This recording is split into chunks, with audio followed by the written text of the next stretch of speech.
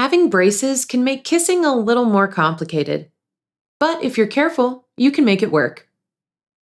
If you just got your braces put in, wait at least 2 weeks before trying to do any serious kissing.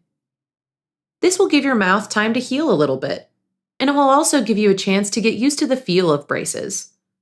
In the meantime, stick to closed mouth kisses, like light pecks on the cheeks or lips. As you start to get used to your braces, you can begin experimenting with more intense kinds of kisses, such as French kissing. Just take it slow until you figure out what works for you and your partner. Try starting out with very tender, gentle kisses on your partner's lips. Don't apply a lot of pressure, since you could hurt the insides of your lips if you squash them up against your braces. If you're ready to try some open mouth kissing, open your mouth wide enough so that you can avoid brushing your braces with your tongue, and ask your partner to do the same. Keep your movements slow and careful to avoid any accidental bumps or scrapes.